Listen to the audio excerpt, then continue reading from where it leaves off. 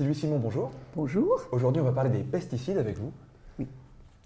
Alors, les pesticides, bon, de nouveau, ce sont des corps étrangers qu'on va nous faire absorber, soit parce qu'on les met dans la nature, soit parce qu'ils sont mélangés à toute la bouffe que nous mangeons. Il y en a partout des pesticides.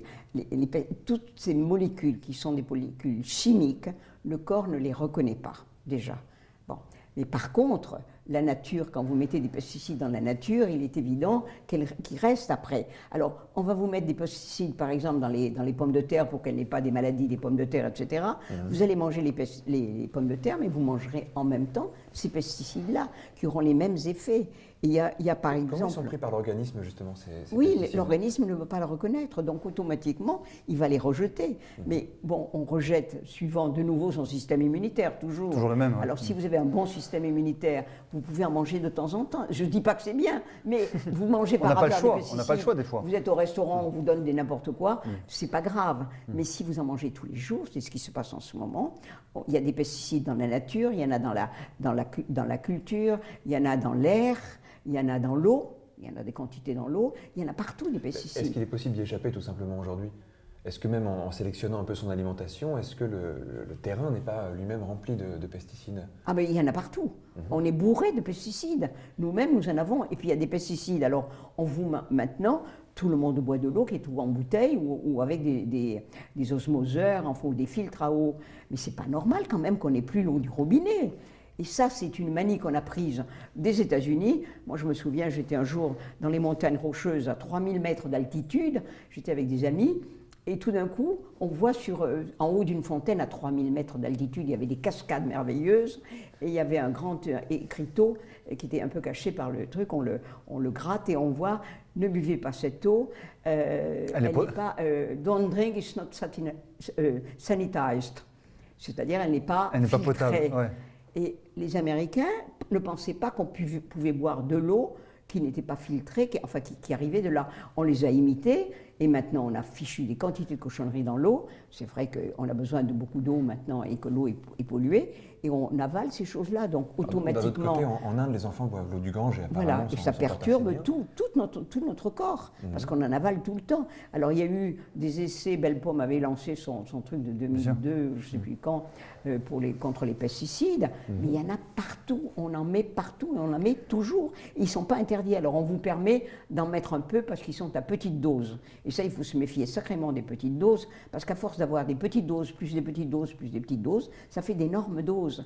Alors je donne un exemple, par exemple les pesticides, on nous a tous, c'est pas un pesticide, mais enfin c'est un produit chimique aussi, on nous a tous mis en garde contre le formaldéhyde, qui est du formol. Bon, alors je reviens au vaccin là, parce que c'est en une seconde, je vais parler du vaccin.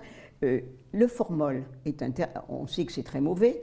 On nous a mis en garde contre le formaldéhyde qu'on trouve dans des meubles, dans des bois, dans des canapés, dans des moquettes.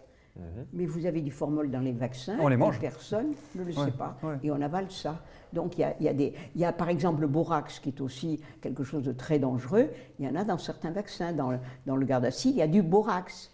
Eh bien, normalement, légalement, quand vous avez du borax, que vous vendez du borax qui peut servir il faut faire attention de ne pas s'en servir trop, mais dans certains cas, ça peut être utile pour certaines choses, vous êtes obligé d'avoir une tête de mort dessus, avec les deux os entrecroisés.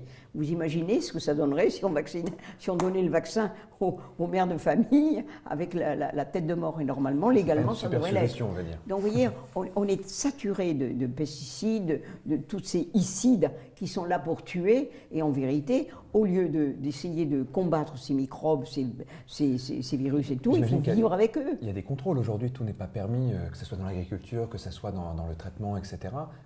Quelle est la validité de ces contrôles-là ou de ces... Aucune. Alors là, parce que dans les contrôles, on sait très bien que beaucoup de gens trichent. Je pense que c'est un peu contrôlé voilà. quand même tout ça. Et alors quand le contrôle, vous savez, on vous dit par exemple, vous avez dans 3 à tant de pourcentage de milligrammes de pesticides. Mais ils trichent, et quand ils trouvent qu'il y en a trop, au lieu de le supprimer, on descend les bases. C'est-à-dire au lieu de dire il ne faut pas en avoir plus de 50 mg, bon, on porte le minimum à 60 mg. Comme ça, c'est noyé. Et on n'en parle plus. Et on n'en parle plus, donc vous êtes tranquille, puisqu'on a droit à 60 au lieu de 50.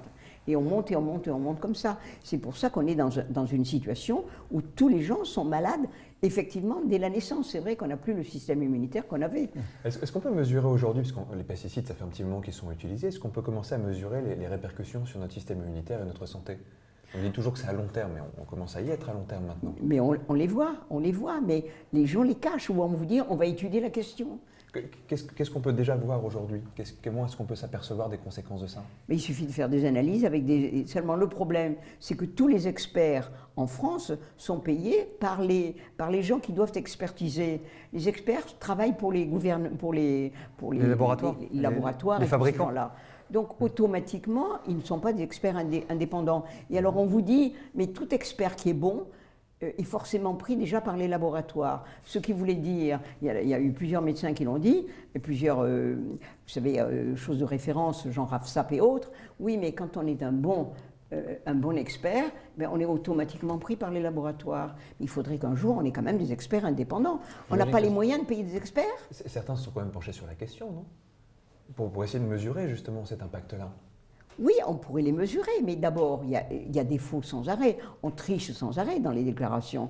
Vous savez qu'on cache énormément de choses, les laboratoires. Et alors ça, j'ai remarqué, moi j'ai beaucoup étudié la question des laboratoires qui vous disent ce produit a été vérifié, etc., etc.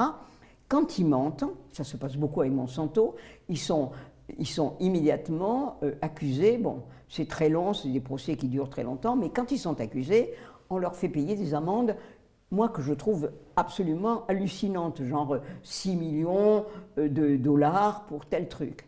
Et quand vous étudiez, vous apprenez que ces 6 millions leur a rapporté 6 milliards. Oui. Pourquoi voulez-vous qu'ils s'arrêtent et continuent à payer des amendes? Moi, je trouve que ces gens-là, on devrait les mettre en prison. Pas du tout avec les VIP, dans les systèmes avec des gros méchants loups qui leur taperaient dessus, etc. À ce moment-là, peut-être qu'ils changeraient. Mais tant qu'ils ont des amendes à payer qui sont comme un pourcentage, c'est un espèce de bac chiche en somme qu'on donne. D'accord. Ben, c'est quand même lamentable. Alors, vous dites que on sait maintenant que les pesticides, c'est pour la rentabilité, c'est pour plus de production. D'accord? C'est pour ne pas se laisser à ramasser un oui, c'est ça, c'est pour pouvoir industrialiser l'agriculture, pour pouvoir rendre un volume plus conséquent. Mais est-ce que pour autant le bio n'est pas lui aussi un petit peu imprégné par ces pesticides, comme on a l'habitude de dire, par les nappes phréatiques qui sont communes, par les pluies qui sont acides, par plein de choses? C'est vrai que dans le bio, si vous avez un voisin qui utilise des produits chimiques, etc., et qu'il est au-dessus de vous et qui vous arrose, même si vous avez un truc bio, vous serez arrosé. Oui. Mais vous serez moins arrosé que si vous en mettez vous-même dans le produit. Bon, c'est moins pire. C'est moins pire, exactement. Ouais, c'est ça. Bon, et bon, c'est pas toujours, mais il vaut mieux quand même manger du bio que de ne pas manger du bio, parce que ne pas manger du bio à notre époque, c'est vraiment suicidaire. Et du reste, on peut voir l'état de la population. Les gens sont en très mauvais état. On n'a jamais été aussi malade que maintenant. Il y a de plus en plus de cancers. Et ça, on arrive au cancer avec ça. Et au lieu de vous dire, on pourrait essayer d'avoir moins de pesticides, il y aurait beaucoup moins de cancers, on vous dit, il faut apprendre à vivre avec le cancer. D'une pipe, on est tombé sur la tête. Oui, on a pris le problème à l'envers. On a pris le problème à l'envers. C'est exactement comme les histoires de dette, par exemple. Il y a une dette, donc on va vous ponctionner, vous, mais les hommes politiques qui nous gèrent et tout ça, eux ne peuvent pas faire d'efforts. Mais vous devez en faire. La coupe est pleine, c'est ça? La coupe est pleine. Voilà. Et tout est comme ça. Donc on est vraiment, on n'a pas affaire à des gens. Moi, je me suis posé la question très souvent avec des amis qui ont des postes très importants et qui m'ont dit, je t'assure qu'ils sont plus bêtes que méchants. Et moi, je ne suis pas d'accord avec eux, je crois qu'ils sont aussi méchants que bêtes.